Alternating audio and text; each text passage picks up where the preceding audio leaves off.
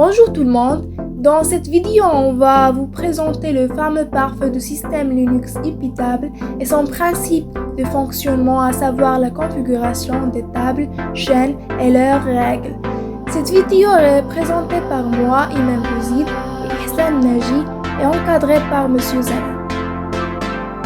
Donc, durant notre présentation, on va élaborer le plan suivant. On va commencer par une introduction. On va voir quelques protocoles. On va voir le fonctionnement d'Ipitable, leur configuration, les tables et les chaînes et les règles d'Ipitable, quelques commandes de base. On va voir aussi comment sécuriser une machine avec Ipitable et on va terminer par le webmin.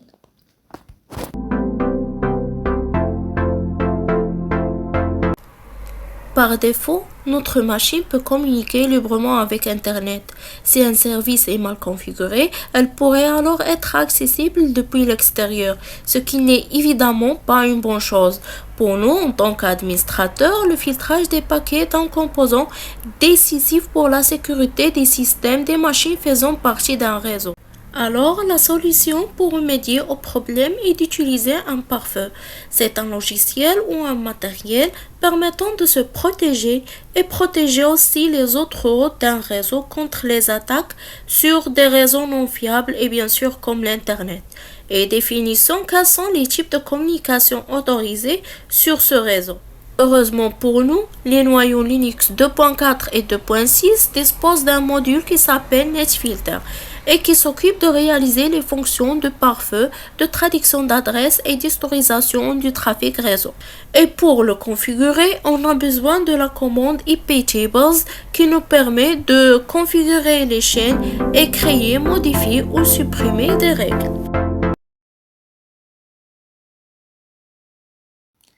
Différents protocoles réseau offrent des options de contrôle de concordance spécifiques qui peuvent être configurées de manière à comparer un paquet donné en utilisant ce protocole. Évidemment, il est nécessaire d'identifier préalablement le protocole en question de la commande Ipitable. Par exemple, -ptcp, c'est pour protocol name, et fait en sorte que des options soient disponibles pour le protocole spécifié. Les options de concordance disponibles pour le protocole TCP-PTCP sont les suivants. Des ports, paramètres, le port de destination pour le paquet. Vous pouvez utiliser le nom d'un service réseau comme www, un numéro de port, une plage de numéros de port pour configurer ces options pour courir les noms et les alias de service réseau et les numéros de port utilisés. Afficher le fichier ETC service, l'option de concordance destination port est identique à l'option des ports. Donc, pour identifier une plage de numéro de port, il suffit de séparer les numéros par le symbole de 2 points, comme dans l'exemple suivant, -ptcp, 10 ports 3200. La plus grande plage valide est 0.65535. Donc, utilisez un point d'exclamation après l'option des ports pour comparer tous les paquets qui n'utilisent pas ce service, réseau ou port. Donc, export paramètre le port d'origine de paquet en utilisant les mêmes options que des ports.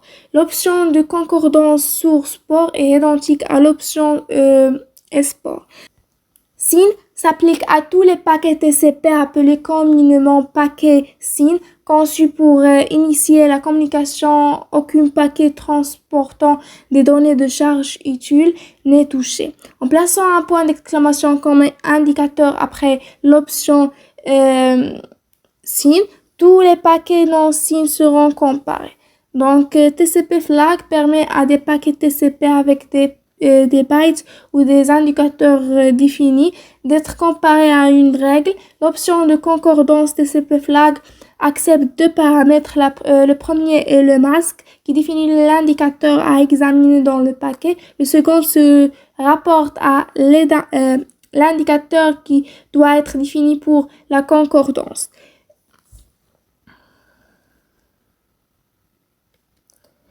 Donc, les indicateurs disponibles sont les suivants. Par exemple, une règle immutable contenant -p TCP flag, ACK fin signe comparera que les paquets TCP ayant l'indicateur signe défini et les indicateurs ACK et fin non défini. L'utilisation d'un point d'exclamation après TCP flag inverse l'effet de l'option de concordance. Donc pour TCP option, essaye de comparer des options spécifiques à TCP qui peuvent être définies dans un paquet donné. Cette option de concordance peut aussi être inversée en utilisant un point d'exclamation. Maintenant, on arrive à le protocole UDP. Donc, les options de concordance suivantes s'appliquent au protocole UDP-P UDP. Donc, des ports spécifient le port de destination du paquet UDP utilisant le nom du service, le numéro de port, une plage de numéro de port. L'option de concordance destination port est identique à l'option d'e-port. Donc, S-port spécifie le port d'origine du paquet UDP utilisant le nom du service, le numéro de port ou une plage de numéro du port. L'option de concordance source port est identique à l'option S-port. Donc, ICMP type pour le protocole Internet Control Message Protocol détermine le nom ou le numéro de type d'ICMP. À comparer cette règle, une liste de noms ICMP valide est disponible en tapant la commande immutable-p ICMP-h.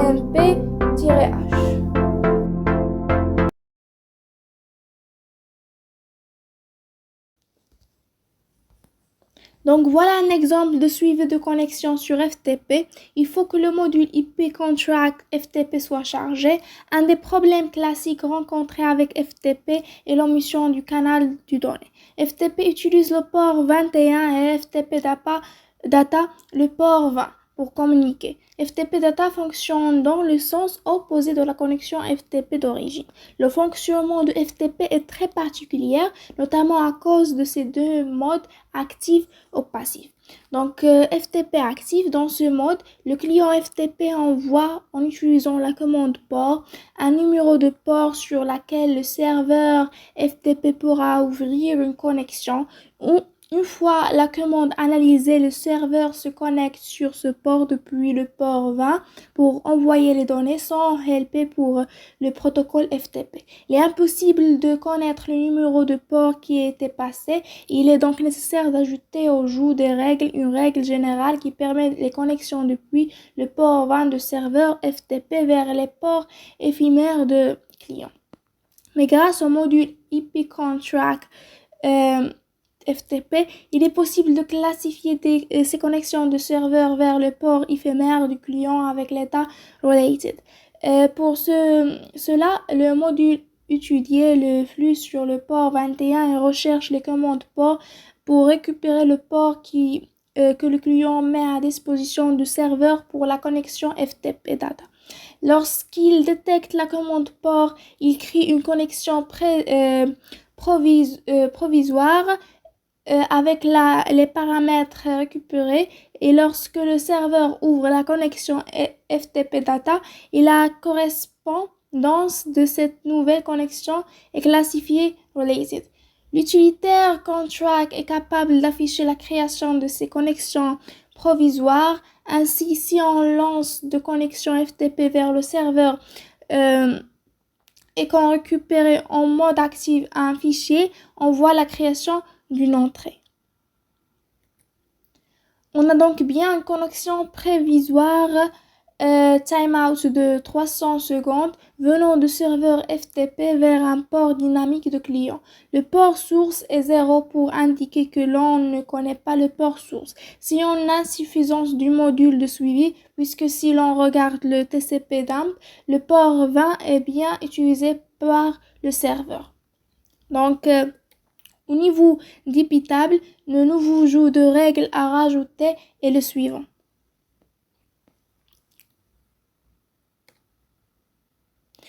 Dans le mode passif, c'est le serveur qui envoie la commande port au client et le client se contacte ensuite sur le port fourni. Dans ce cas, les modules IP Contract FTP reconnaît aussi la commande port émise depuis le serveur et crée une connexion prévisoire depuis le client son port source spécifié vers le serveur sur le port source récupéré par analyse des flux. Donc, cette fois encore, le port source est 0, mais c'est cette fois nécessaire. Les règles IP-tables correspondent sont donc IP-table-A input-PTCP export accept sont donc comme vous voyez ici.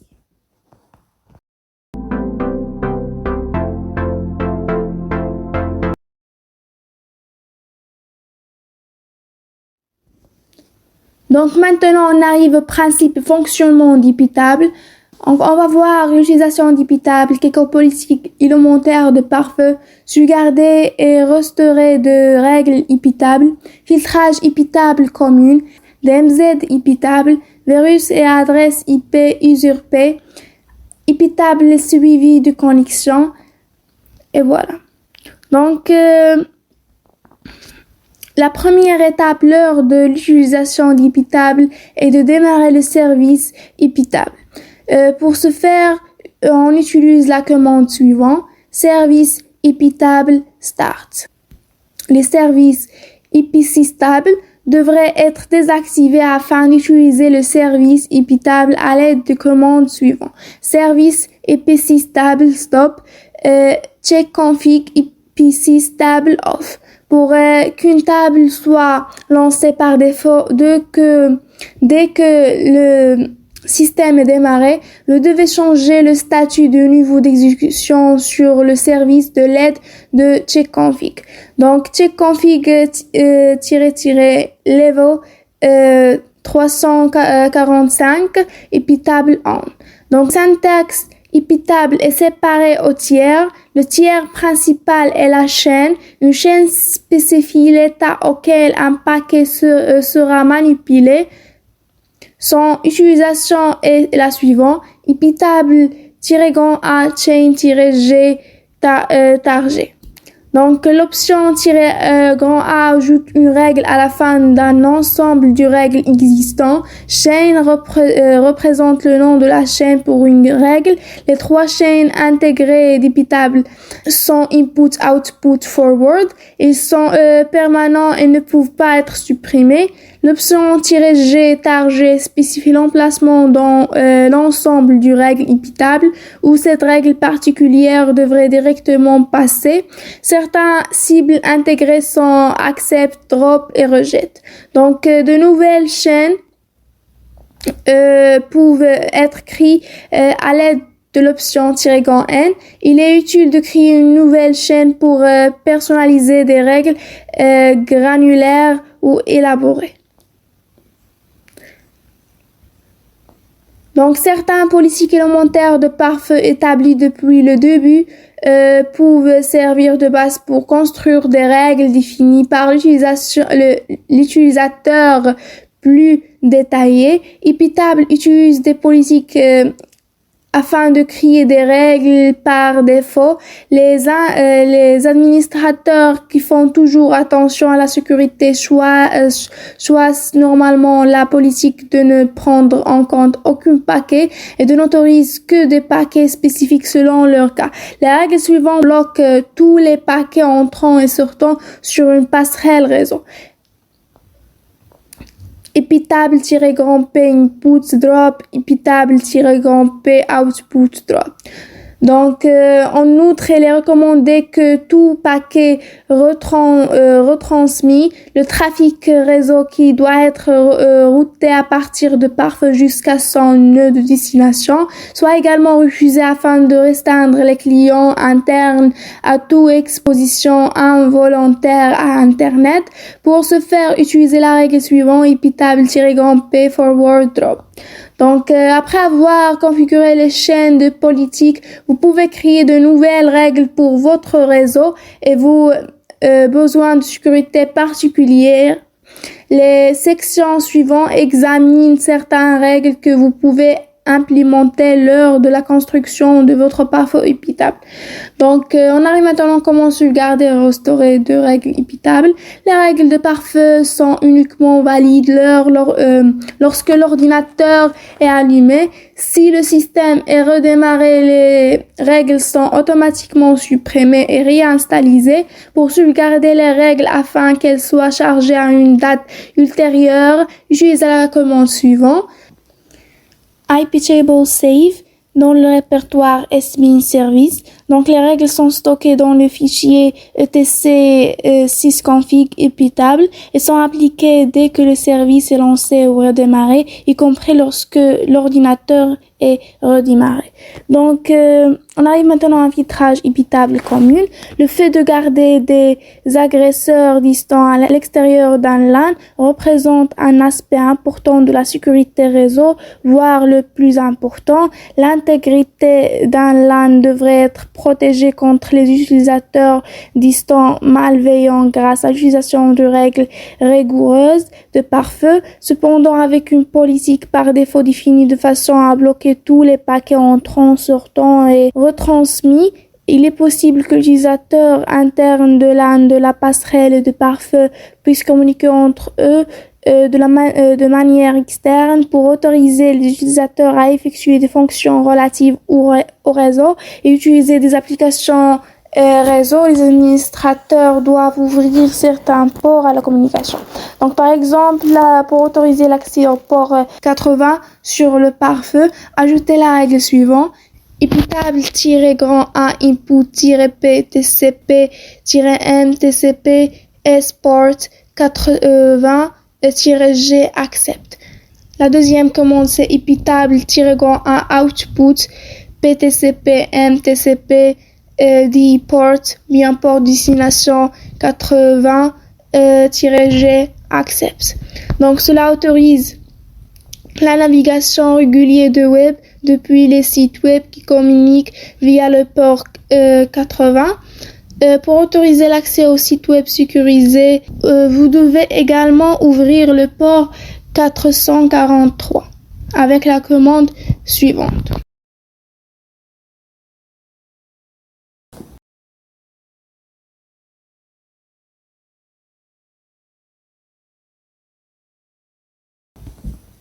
Il se peut parfois que vous ayez besoin d'un accès distant au LAN de l'extérieur du LAN. Des services sécurisés comme SSH peuvent être utilisés pour des connexions encryptées à distance au service du LAN. Pour les administrateurs avec des ressources basées sur PPP comme les banques de modem ou les comptes ESP, l'accès commuté peut être utilisé pour éviter les barrières de pare-feu de manière sécurisée, vu que les connexions par modem se trouvent normalement derrière un pare-feu, étant de connexion directe. Donc, toutefois, pour des utilisateurs distants utilisant des connexions à large bande, des exemptions peuvent être accordées. Vous voyez configurer équitable de façon à accepter les connexions provenant de clients SSH distants. Par exemple, pour autoriser l'accès SSH à distance, les règles suivantes peuvent être utilisées. Équitable-A input-PTCP D-port 22-G accept. Donc, il existe d'autres services pour lesquels vous pouvez avoir à définir des règles. Ces règles autorisent l'accès entrant et sortant à un système individuel, comme un seul PC connecté directement à Internet ou un pare-feu ou une passerelle. Toutefois, ils ne permettent pas de situer derrière le pare-feu ou la passerelle d'accéder à ces services. Pour autoriser l'accès LAN à ces services, vous pouvez utiliser NAT avec les règles de filtrage équitable.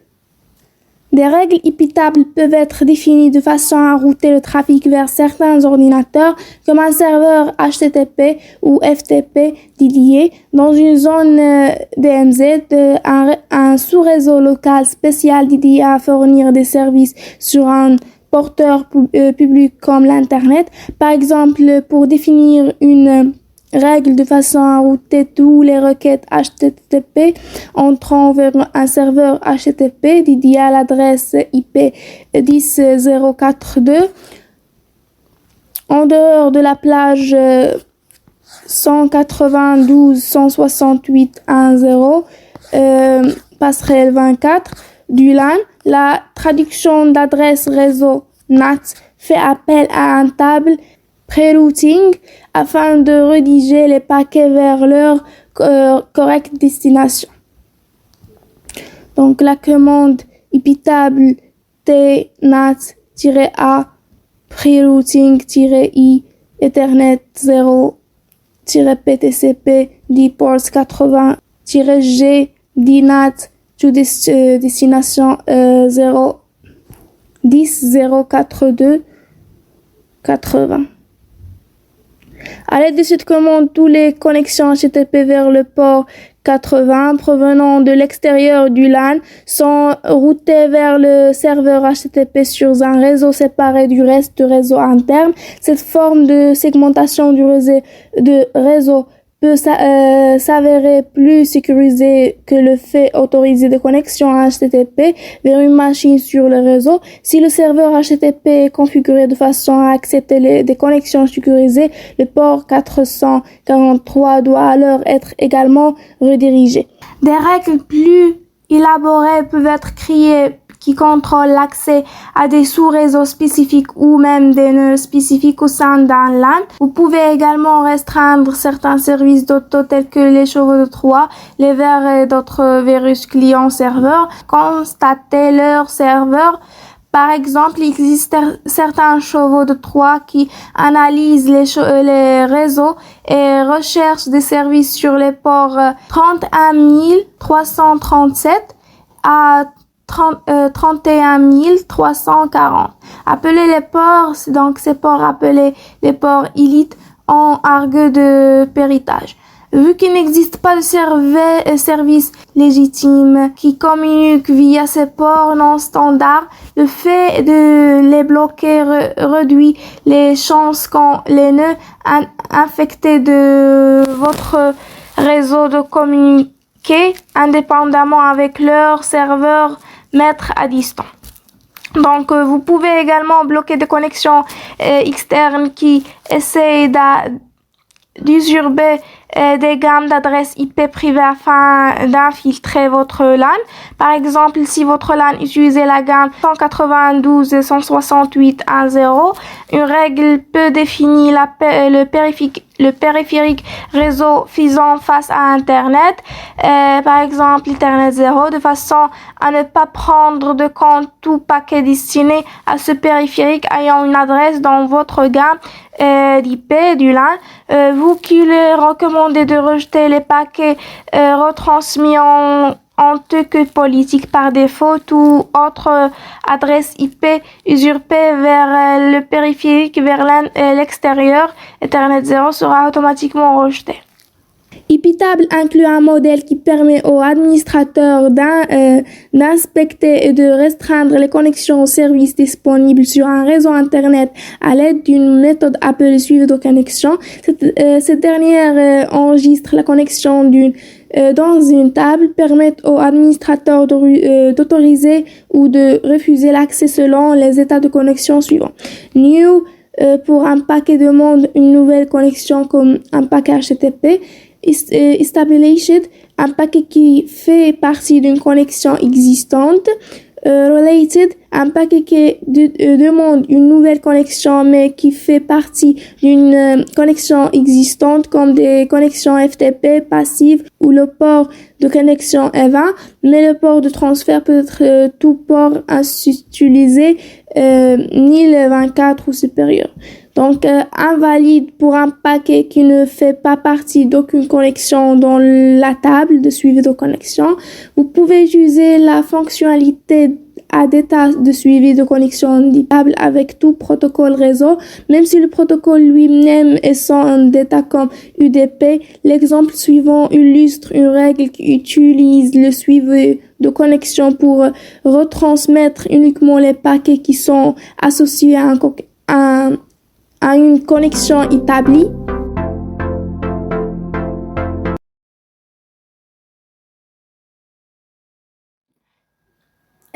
on arrive à la configuration du pare-feu sous Linux avec iptable.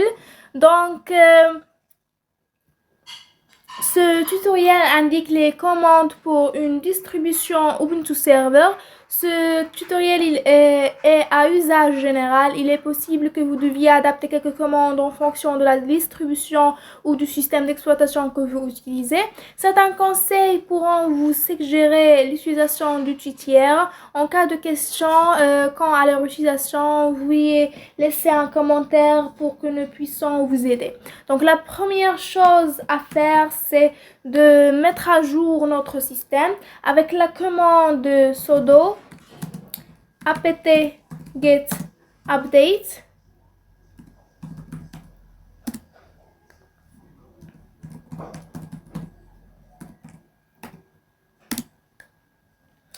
Donc voilà l'update de notre système. Donc il existe deux versions différentes d'iptable pour IPv4 et IPv6. La règle que nous converrons dans ce tutoriel Linux iptable concernant IPv4. Pour configurer iptable pour IPv6, vous devez utiliser l'utilitaire iptable 6. Ces deux protocoles différents ne fonctionnent pas ensemble et doivent être configurés indépendamment.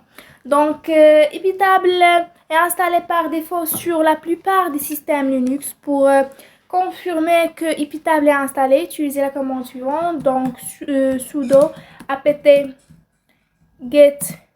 install iptables. Donc, l'exemple de sortie dans Ubuntu confirme que la dernière version de iptable est déjà présente. Donc, comme vous voyez, iptable is already the newest version. Donc, voilà. Donc, en général, une commande iptable se présente comme suit: sudo iptables option chain rule-g target. Donc, voici une liste de quelques options iptable courants. Donc, -A, c'est pour append. Donc, c'est pour ajouter une règle à une chaîne. -C, c'est pour check ou bien pour rechercher une règle qui correspond aux exigences de la chaîne. -D for delete. C'est pour supprimer les règles spécifiées d'une chaîne. -S, c'est pour flash, supprimer toutes les règles. -I for insert, donc ajouter une règle à une chaîne à une position donnée. -L for list, c'est d'afficher toutes les règles d'une chaîne. -N, c'est for new chain, c'est pour créer une nouvelle chaîne. -V, c'est for verbose, afficher plus d'informations lors de l'utilisation d'une option de liste. -X, c'est for delete chains, ou bien supprimer la chaîne fournie. Nous allons configurer notre pare-feu de la manière suivante. On bloque tout le trafic entrant par défaut. On autorise au cas par cas le trafic appartenant ou lié à des connexions déjà établies et le trafic à destination des serveurs que nous souhaitons mettre à disposition. Afin de ne pas avoir de problème au moment où on crée ces règles, nous allons d'abord créer les autorisations, puis nous enverrons le reste en enfer. En tapant sudo iptables-L. Donc, une liste de notre règle actuelle est affichée. Si vous n'avez encore jamais touché à iptable, les chaînes sont vides et comme notre exemple ici. Donc, pour l'instant, tout passe dans les directions policy accept. Et pour cette configuration basique, seul le trafic entrant de chaîne input nous intéresse. Par défaut, sudo iptable -L n'affiche que le table filtré pour consulter les autres tables. Vous devez ajouter l'option moins T suivi de nat, mango ou raw pour la configuration d'un pare-feu. La table filtrée est toutefois la seule nécessaire. Donc, attention, si vous avez modifié la règle par défaut pour le blocage IP table moins grand P input drop et que vous tapez IP table moins grand F, vous bloquerez tous les accès, y compris celui en cours. Ceci est particulièrement problématique sur une machine sur laquelle vous accédez à distance.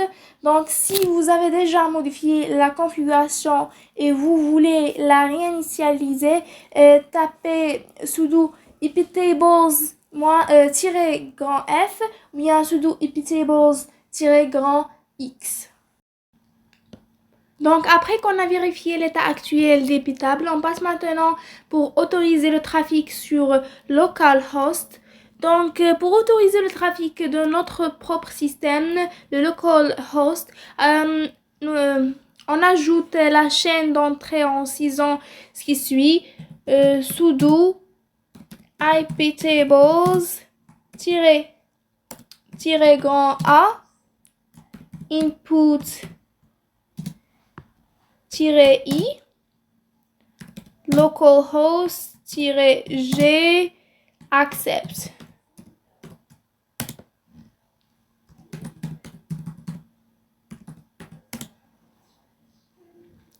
Donc, cette commande configure le pare-feu pour accepter le trafic pour l'interface localhost. Désormais, tout ce qui provient de notre système passera pour notre pare-feu. Donc, nous devons définir cette règle pour permettre aux applications de communiquer avec l'interface localhost.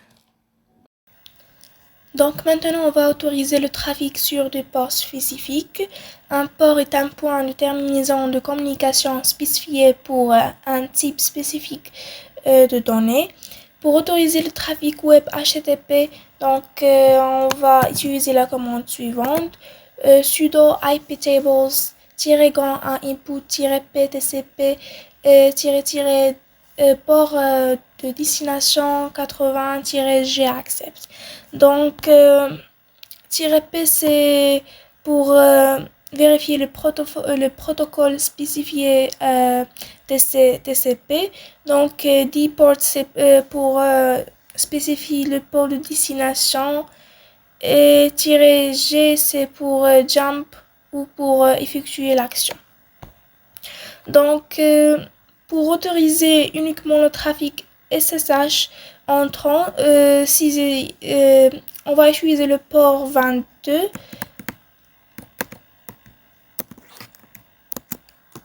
Utiliser le port 22.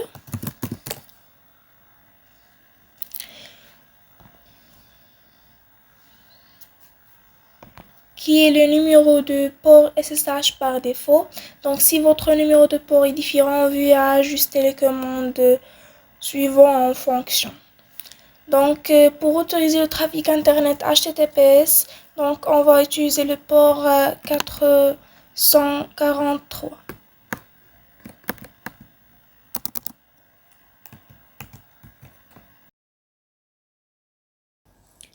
Pour accepter le trafic à partir d'une adresse IP spécifique, on utilise la commande suivante. Sudo iptables-grand A input-s, l'adresse IP à autoriser-g accept. Donc, remplacez l'adresse IP dans la commande par l'adresse IP que vous souhaitez autoriser. Si vous pouvez également bloquer le trafic à partir d'une adresse IP, il faut juste de remplacer accept par drop et d'utiliser l'adresse que vous souhaitez utiliser. Donc, vous pouvez rejeter le trafic à partir d'un playage adresse IP avec la commande suivante, sudo iptables-grand A input-m IP range-c range votre adresse IP.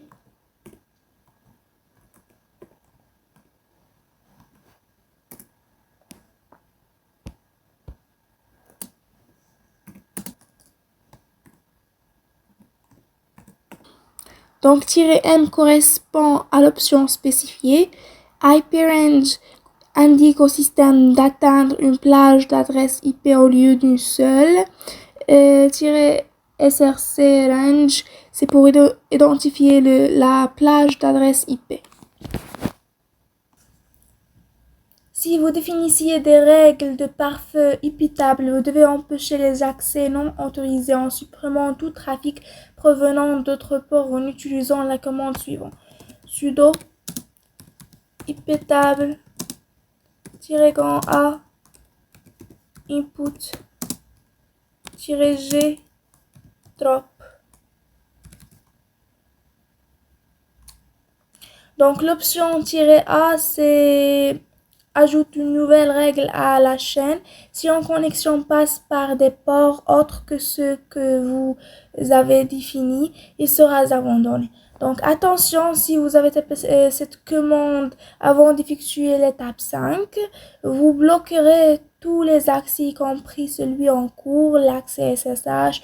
Ceci est particulièrement problématique sur une machine sur laquelle vous accédez à distance. Donc, passe maintenant pour supprimer en règle. Donc, une méthode plus spécifique consiste à supprimer le numéro de ligne d'une règle avec la commande sudo epitables-p input drop. Tout d'abord, répertoriez toutes les règles en utilisant ce qui suit sudo epitables -l line numbers.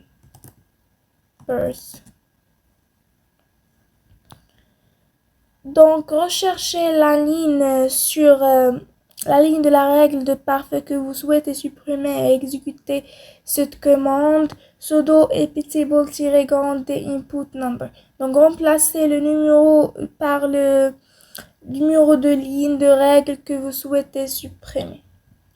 L'heure de redémarrage du système immutable ne conserve pas les règles que vous avez créées. Chaque fois que vous configurez immutable sous Linux, toutes les modifications que vous apportez s'appliquent uniquement jusqu'au prochain redémarrage.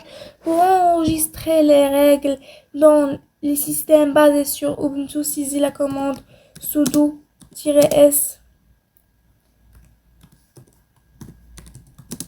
epitables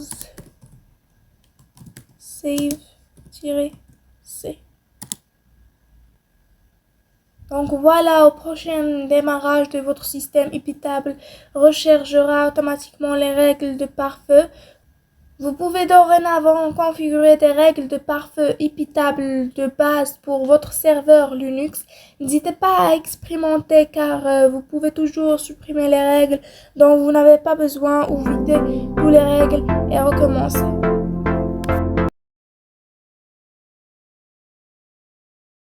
Les traitements de IP tables sont divisés par catégories. Ces derniers sont matérialisés par des tables au nombre de 3, filter, NAT et Mangle. La première table qu'on va voir, c'est la table filter. Cette table est responsable du filtrage, c'est-à-dire son rôle est bloquer ou permettre à un paquet de continuer. 3 types de paquets peuvent passer par cette table.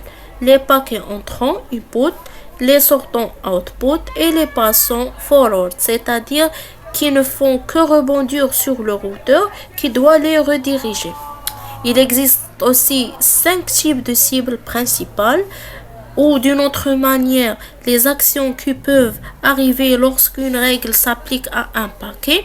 La première est la cible accept et on l'utilise lorsque on veut autoriser les connexions. Et au contraire, on a la cible reject qui refuse les connexions en retournant une erreur et aussi la cible drop qui refuse les connexions sans produire d'erreur.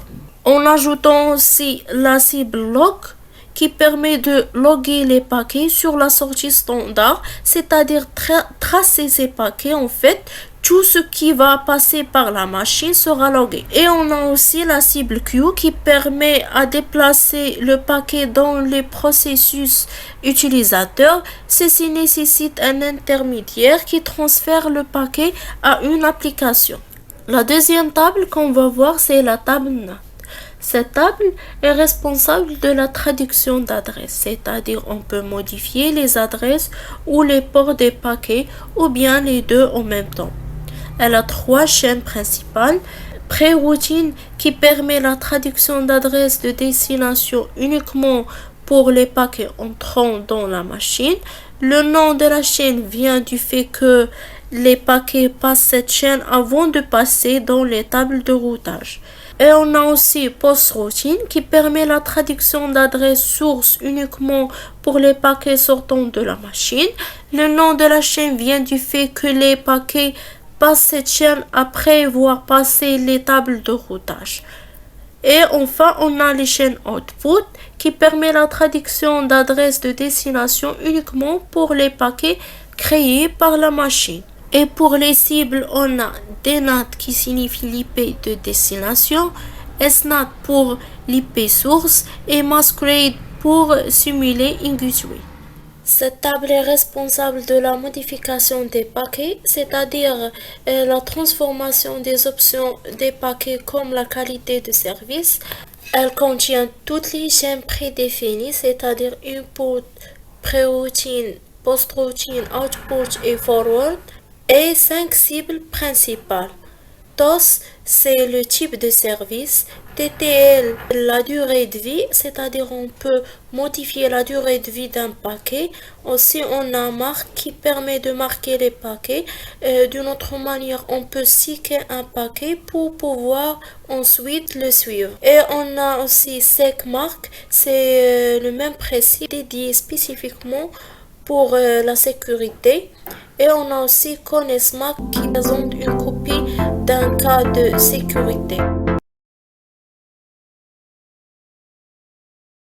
Donc voilà quelques commandes de base. Donc iptable-p input drop, c'est pour rejeter tous les paquets entrant sur le route.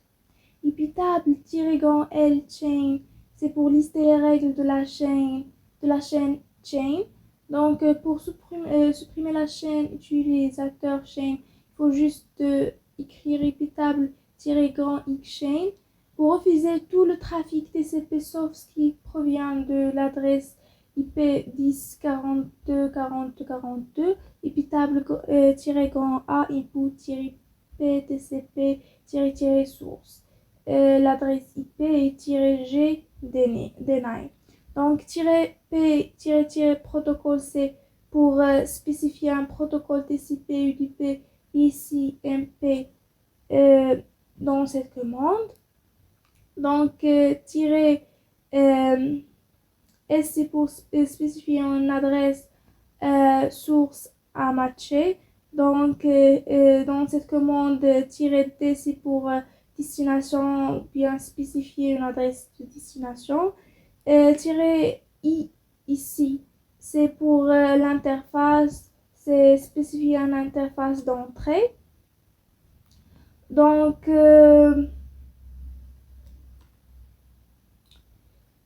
-o bien out interface, c'est spécifier une interface du sortie dans cette commande iptable-a output-p ici icmp-o ethernet 0-g deny. Donc -f dans cette commande, c'est pour fragment ou bien paquet fragmenté. Donc dans ces commandes, -s port, c'est pour source port, bien spécifier le port source ou un plage du port fonctionne aussi en UDP. -m, c'est pour multiport, permet de spécifier plusieurs ports à match.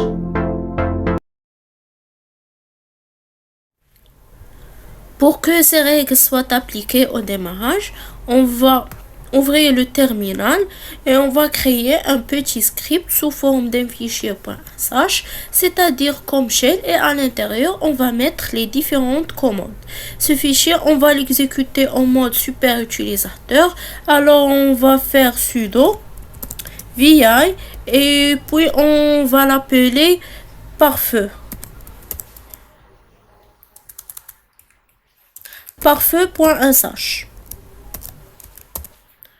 Entrée, puis on va entrer le mot de passe.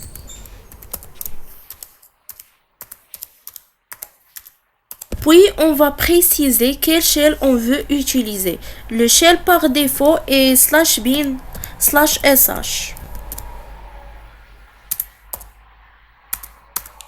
Alors, première chose à faire est supprimer toutes les règles présentes dans la machine.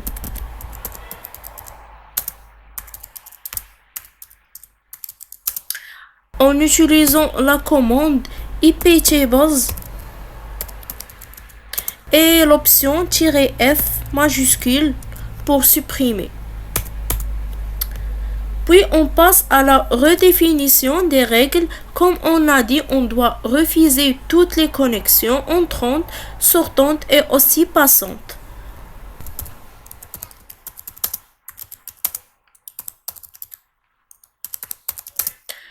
Avec la commande iptables-p majuscule, input pour les entrants et drop pour refuser. De même pour les passants.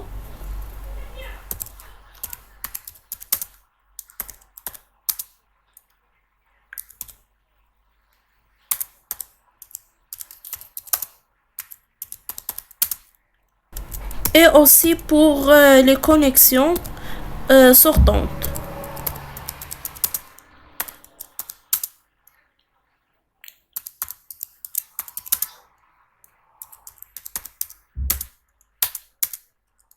Alors, la troisième chose à faire est autoriser les connexions selon vos besoins, en commençant par les connexions déjà établies. Si on exécute ces commandes, on va se retrouver encore une fois bloqué. Donc, on va mettre en place une commande particulière qui permet de dire que si une connexion est déjà ouverte, on ne la dégage pas.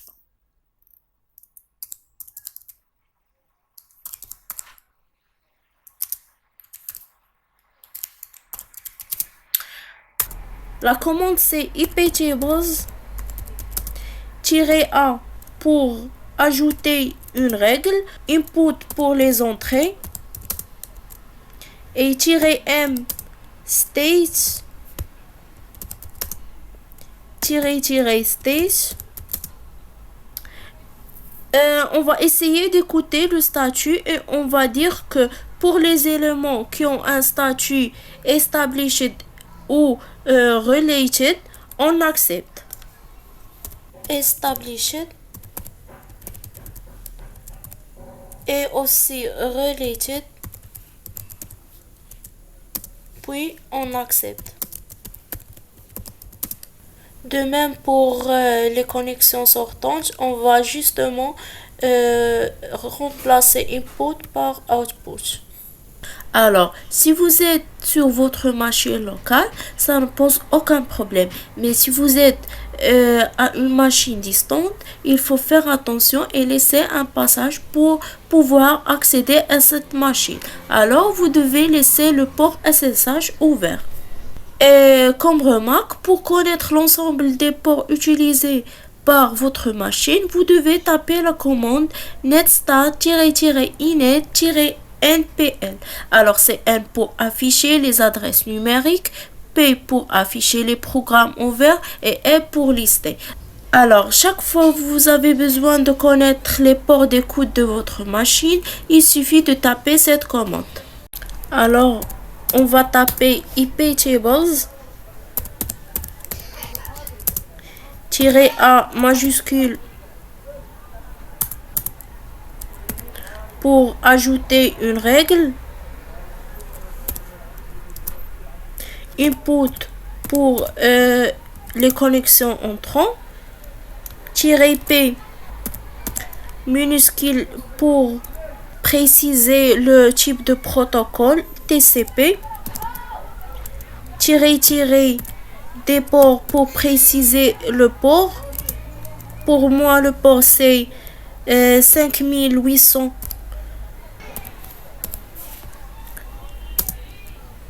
Et puis accepter.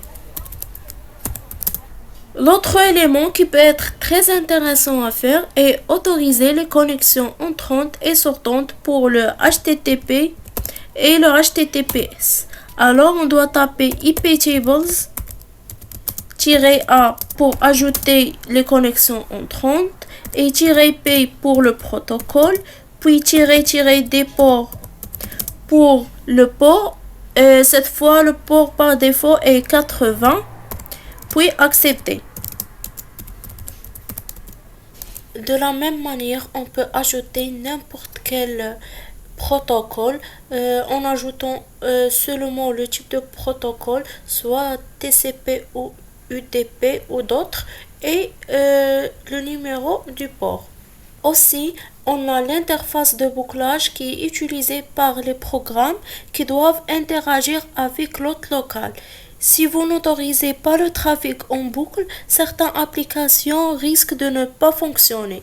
Alors la commande est la suivante. iptable-a input pour autoriser les connexions entrantes, puis -i LO puis -j et accepter. De même pour les connexions sortantes,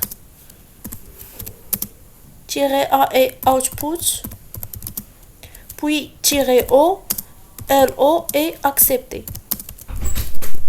Il peut être utile de valider les réponses aux requêtes ping, ne serait-ce que pour s'assurer que la poste est toujours en activité. Alors on tape iptable, toujours -a pour ajouter les connexions entrantes input, puis -p pour préciser le protocole ICMP et accepter. De même pour les connexions sortantes, output, -p ICMP et accepter.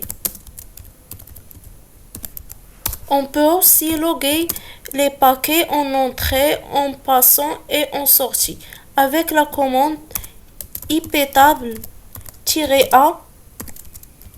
input pour les entrées et accepter. De la même manière, on tape iptable-a forward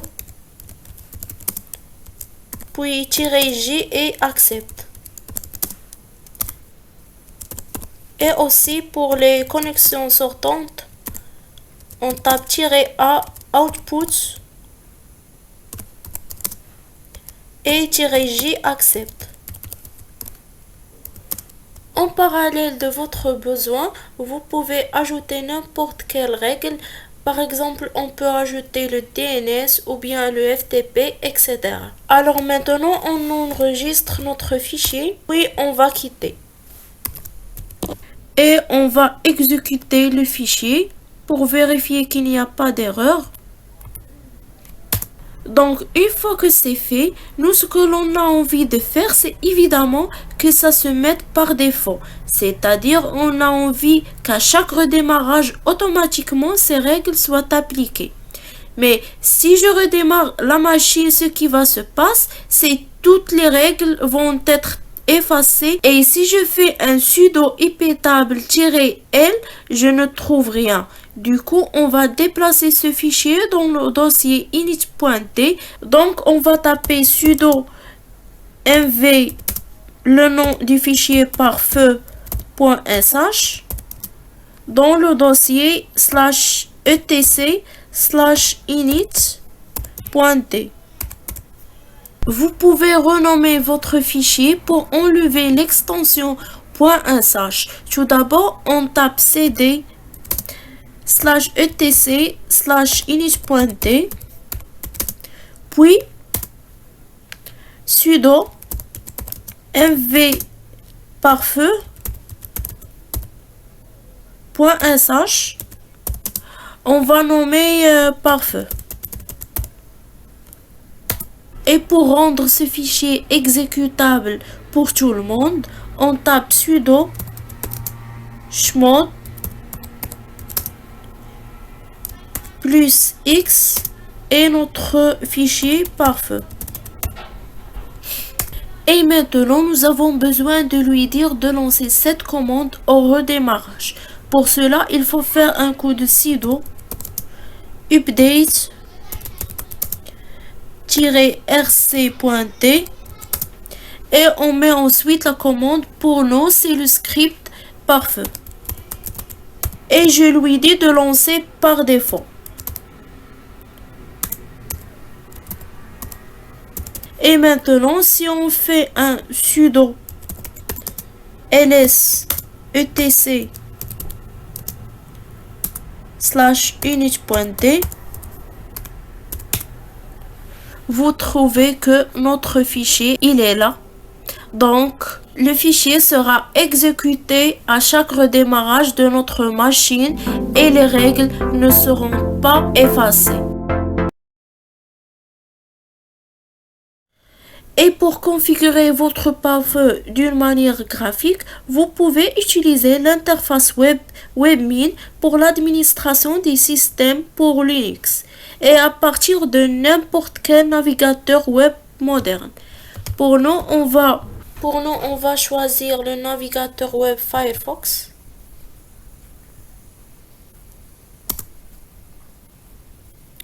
Puis vous devez entrer votre username, puis le mot de passe et se connecter. Alors, dans la page principale, vous devez aller au menu, puis dans l'option réseau, pare-feu Linux. Si c'est la première fois que vous voulez configurer votre pare-feu, vous trouvez que toutes les chaînes sont vides. Alors, pour le trafic entrant, vous devez cliquer sur le bouton Ajouter une règle dans la section Paquet entrant. Si vous souhaitez restreindre uniquement le trafic transféré, cliquez plutôt sur le bouton Sous paquet transféré. Dans tous les cas, vous serez redirigé vers le formulaire de création de règles. Alors, première chose, c'est remplacer l'action à effectuer par refuser, afin que les paquets correspondant à cette règle soient silencieusement rejetés par le pare-feu. Dans la section Détail de conditions, sélectionnez les conditions qui déterminent quels paquets seront mis en correspondance et donc rejetés. Seuls les paquets correspondant à toutes les conditions qui ne sont pas définies sur ignorer seront supprimés. Voici quelques exemples. Le premier, c'est pour bloquer toutes les connexions à un certain port TCP. Alors, sur le champ protocole réseau, vous devez choisir égal, puis le protocole souhaité, soit TCP ou UDP ou CMP, etc. Et définissez le port TCP ou UDP de destination sur égal et par suite entrez le numéro du port. Vous pouvez bloquer plusieurs ports en saisissant une liste de numéros séparés par des virgules dans le champ ou bloquer une plage entière en sélectionnant plage de ports et en saisissant les ports de début et de fin dans les champs à côté. Deuxième cas, c'est bloquer tout le trafic d'une adresse particulière. Première chose, vous devez aller dans le champ adresse source ou réseau, puis sélectionnez égal et entrez l'adresse IP à bloquer dans le champ à côté. Vous pouvez également bloquer un réseau entier en entrant une paire réseau/masque comme par exemple 200.200.200.0/24 dans ce champ. Et la deuxième chose, c'est définissez le statut des connexions par connexion existante. De même pour le troisième cas, c'est bloquer le trafic vers une adresse particulière. Heureusement, Epitable est un outil très puissant de firewall, permettent d'assurer la sécurité au maximum en acceptant ou rejetant ou même supprimant des paquets de provenance divers et variés selon la politique de sécurité mise en place pour le contrôle du trafic du réseau. Donc voilà sur ce je veux dire et je vous remercie et j'espère que c'était clair et que nous sommes utiles pour vous.